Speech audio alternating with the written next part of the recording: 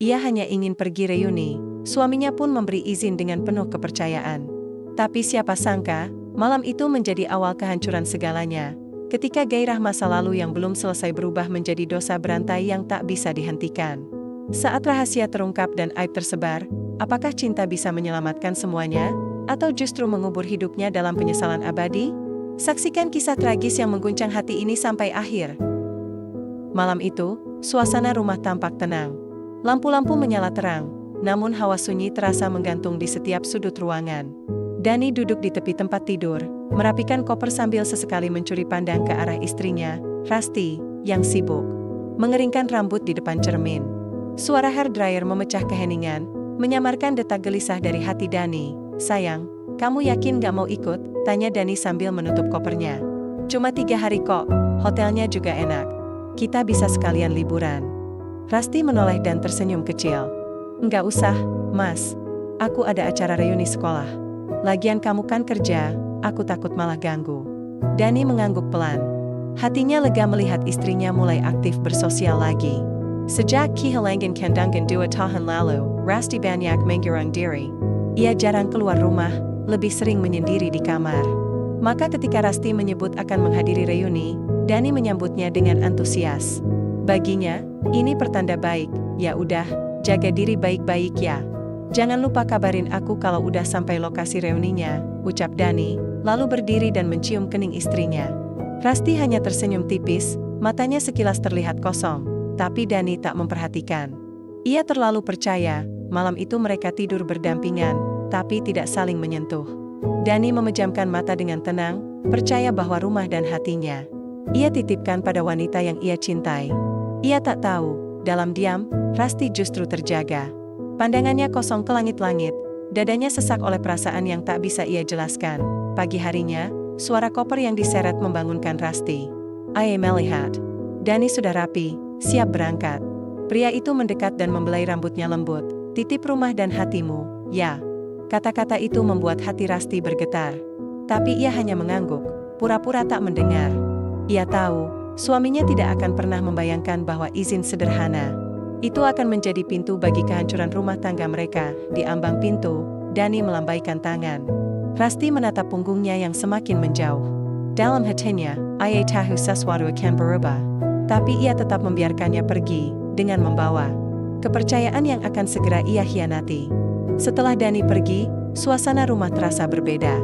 Bukan sepi, tapi bebas.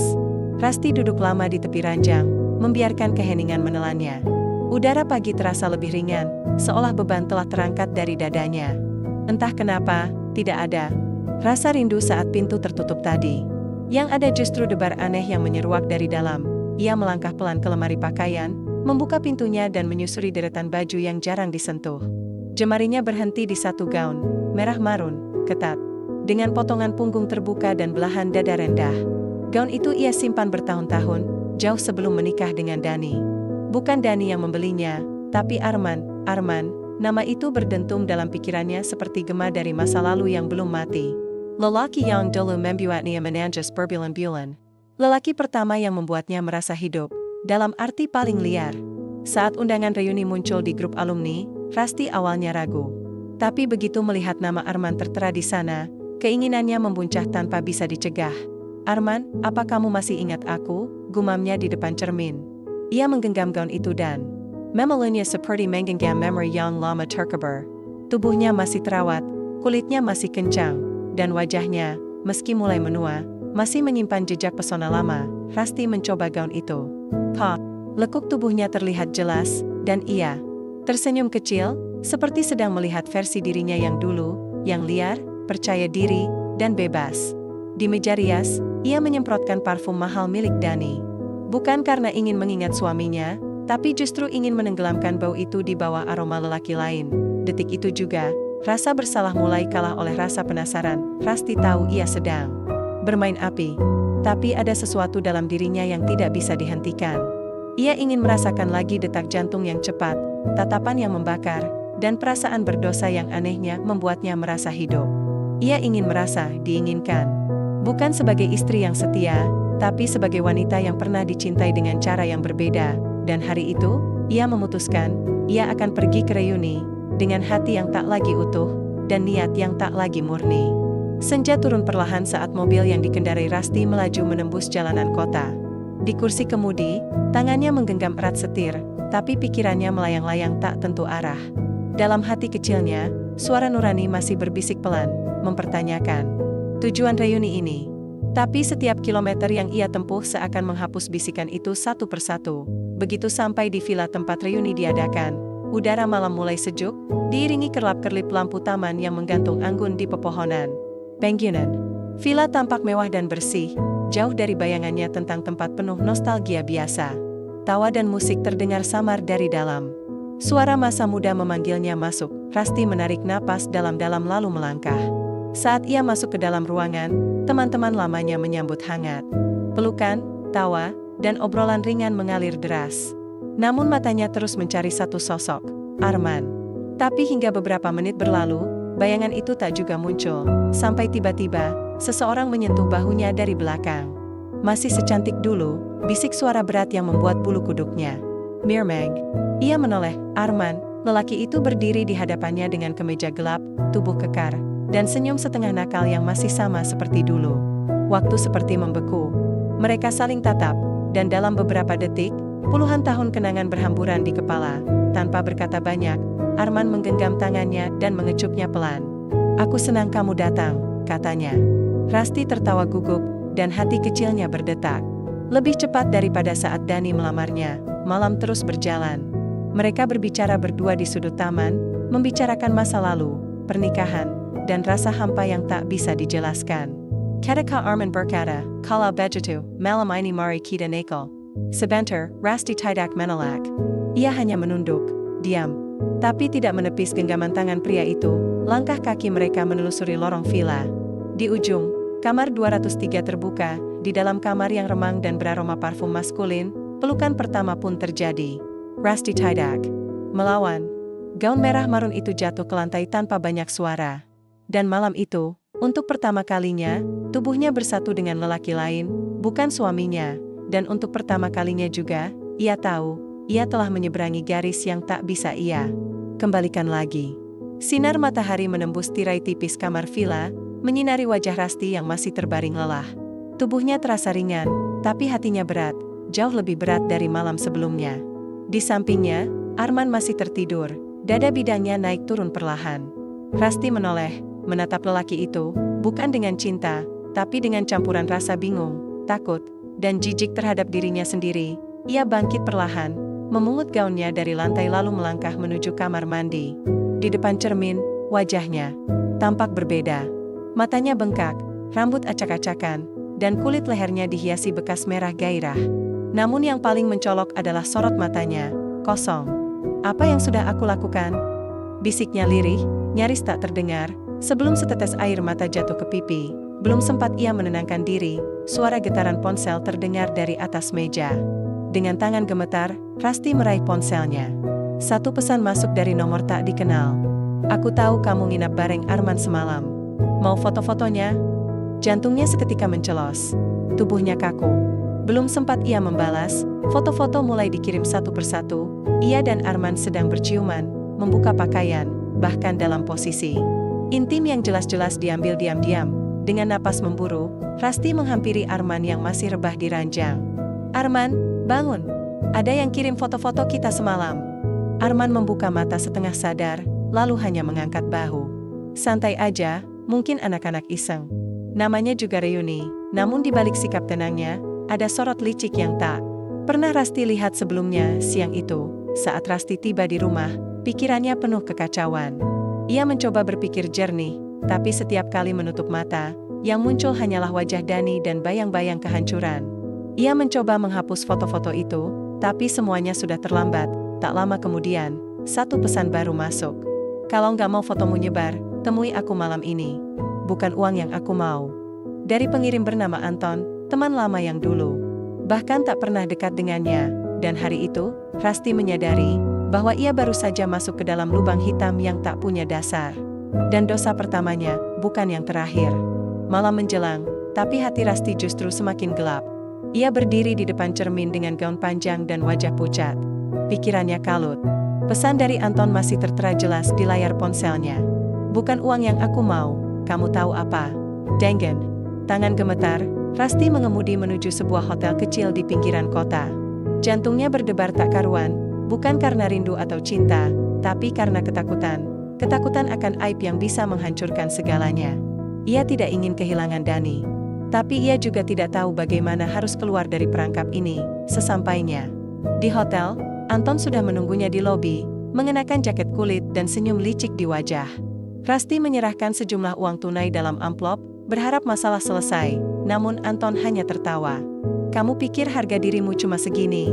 Detik berikutnya, Rasti kembali menyerahkan tubuhnya, bukan karena cinta, tapi karena ketakutan. Malam itu, tubuhnya disentuh lagi oleh tangan yang tak diinginkannya. Tapi berbeda dari malam bersama. Arman yang dibungkus gairah keliru, kali ini hanya ada kehampaan, dan sayangnya, Anton bukan yang terakhir. Beberapa hari kemudian, pesan baru masuk. Kali ini dari Bayu, lalu Guntur. Semua membawa nada yang sama, Anchorman, foto-foto, dan permintaan tak senonoh. Entah bagaimana foto-foto itu menyebar ke tangan banyak orang. Masing-masing pria memaksa, mengancam, dan menekan Rasti untuk melakukan hal yang sama. Ia seperti boneka yang dimainkan dari kejauhan, yang lebih menyakitkan. Di tengah semua kehancuran itu, Dani justru semakin manis. Aku kencan kamu. Gak sabar pulang. Gaun merah kamu pasti cantik banget semalam, tulis Dani. Dalam pesan.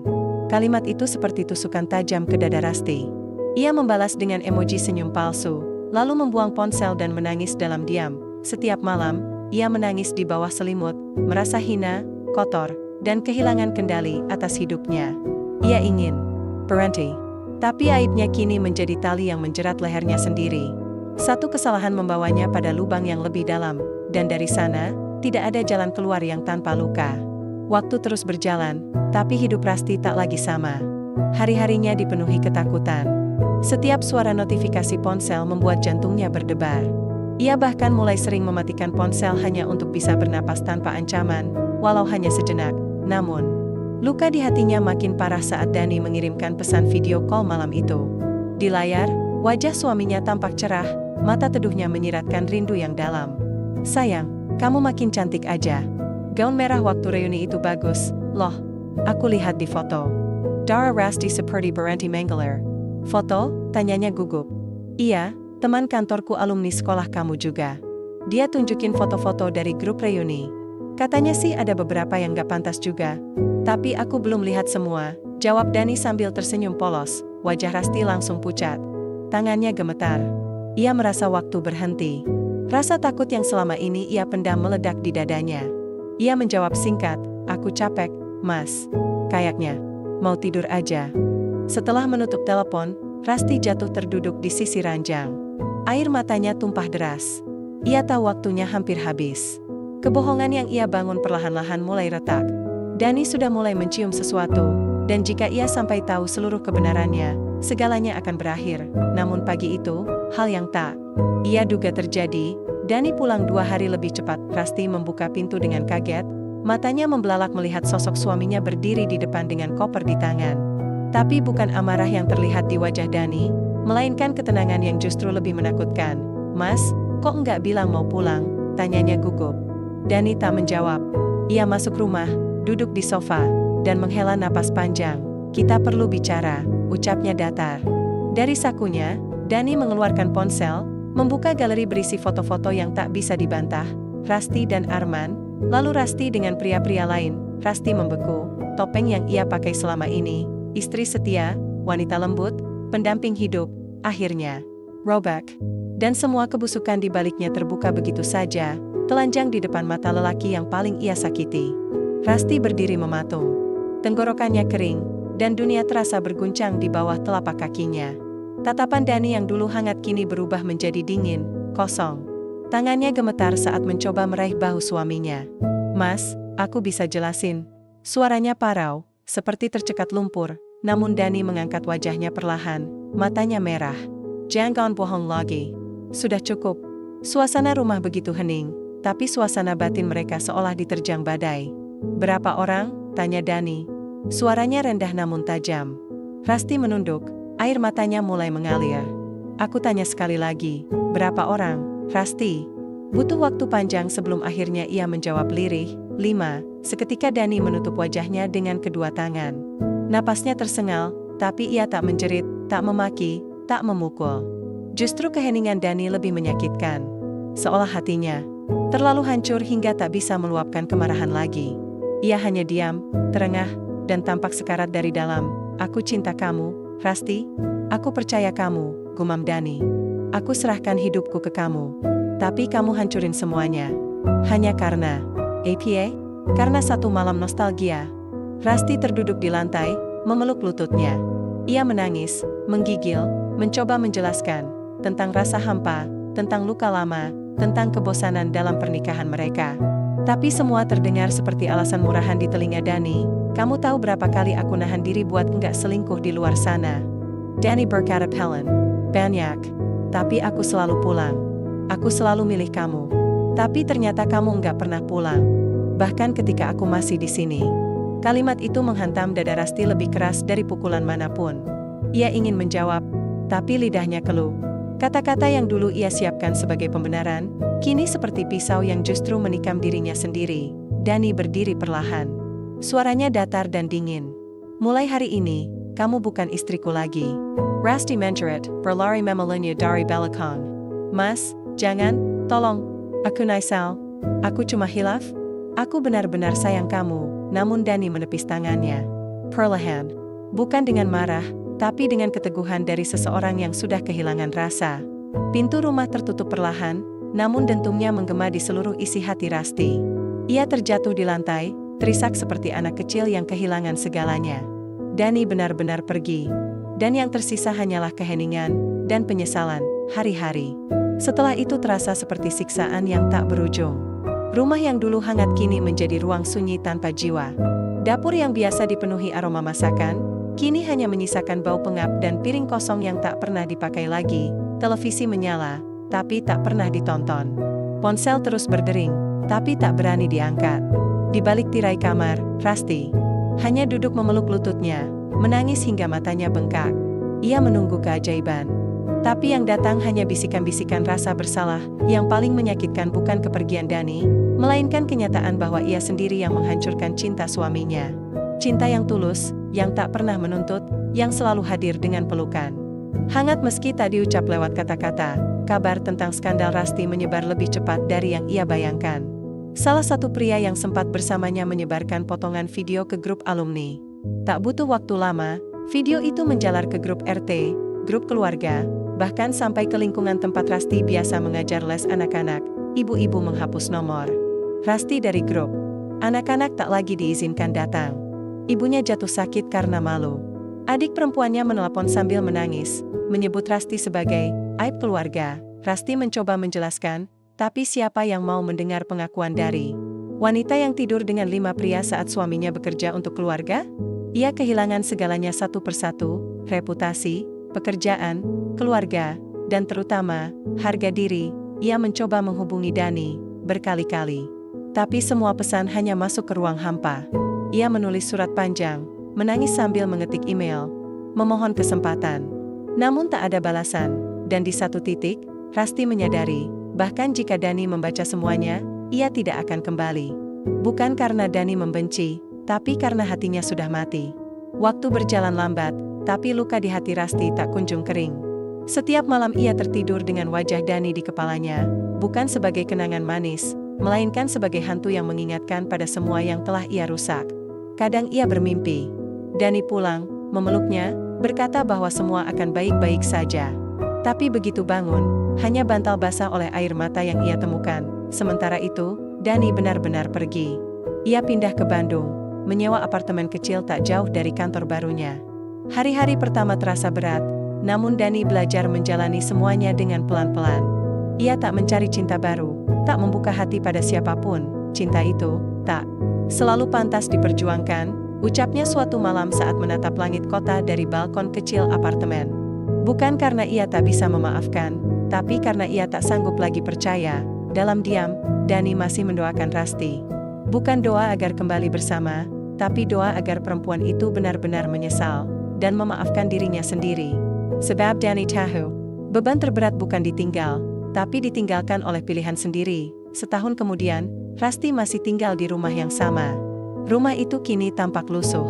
Cat tembok mulai mengelupas, taman depan dipenuhi rumput liar. Rambutnya yang dulu hitam tebal mulai menipis. Wajahnya pucat, tubuhnya kurus. Ia tak lagi wanita yang dipuja saat reuni, tak ada lagi tawa, tak ada lagi pesan-pesan hangat dari suami, hanya suara detik jam dinding dan tangis lirih yang kadang terdengar di sela malam. Di meja kecil dekat tempat tidur, masih berdiri tegak satu bingkai foto, pernikahannya dengan Dani. Ia tak punya keberanian membuangnya. Foto itu adalah satu-satunya bukti bahwa ia pernah dicintai dengan sepenuh hati. Setiap kali ia memandang foto itu, Rasti tak lagi menyalahkan takdir, atau masa lalu, atau siapapun. Ia tahu, semua ini adalah buah dari pilihannya sendiri, dan bagi Rasti, itu adalah hukuman paling abadi, penyesalan yang tidak akan pernah selesai, bahkan ketika waktu terus berjalan. Hari itu, langit mendung menyelimuti kota kecil tempat Rasti tinggal. Angin membawa aroma tanah basah, seolah alam pun ikut merasakan hampa yang menggantung di rumah tua berwarna kusam itu. Di dalam, Rasti duduk di kursi goyang, mengenakan sweater lusuh, menatap kosong ke arah jendela yang dipenuhi debu. Sudah lebih dari 1 tahun sejak Dani pergi, namun bayangannya masih memenuhi seluruh sudut rumah. Setiap benda, setiap ruangan, setiap suara, semuanya mengingatkan pada kehidupan yang pernah ia miliki dan sia-siakan. Surat-surat yang dulu ia kirim pada Dani masih tersimpan rapi di dalam laci. Tak satu pun dibalas. Ia sudah berhenti mengirimkan pesan. Sudah lelah berharap. Tapi rasa bersalah dalam dirinya tak pernah benar-benar padam. Bahkan kini, ketika dunia mulai melupakannya, ia tetap dihantui oleh bayangan pria yang pernah mencintainya sepenuh hati. Kadang ia bermimpi kembali ke malam sebelum reuni itu. Dalam mimpinya, ia menelakan dengan memeluk Dani dan berkata, "Aku gak perlu reuni, Mas. Aku cuma butuh kamu." Naman begitu membuka mata, Kenyataan tetap sama. Dani telah pergi. Bukan karena kematian, tapi karena luka yang tak bisa sembuh. Rasti tak pernah lagi menerima pesan ancaman, karena semua sudah terbuka. Reputasinya hancur, pekerjaan hilang, dan nama baiknya tinggal debu. Orang-orang tak lagi membicarakannya, tapi juga tak menganggapnya ada. Ia menjadi bayangan dari dirinya sendiri. Di satu pagi yang kelabu, Rasti menulis sepucuk surat, bukan untuk Dani, tapi untuk dirinya sendiri. Isinya hanya satu kalimat, "Aku membunuh kebahagiaanku dengan tanganku sendiri." Ia melipat surat itu dan menyelipkannya di balik bingkai foto pernikahan yang masih berdiri di meja. Tak berniat mengakhiri hidup, tapi ia tahu, ia tak lagi menjalani hidup, ia hanya menjalani hukuman, dari dosa yang ia buat sendiri, dari pengkhianatan yang tak bisa dimaafkan, dari luka yang terlalu dalam untuk sembuh, dan bagi Rasti, penyesalan itu akan menjadi teman seumur hidup.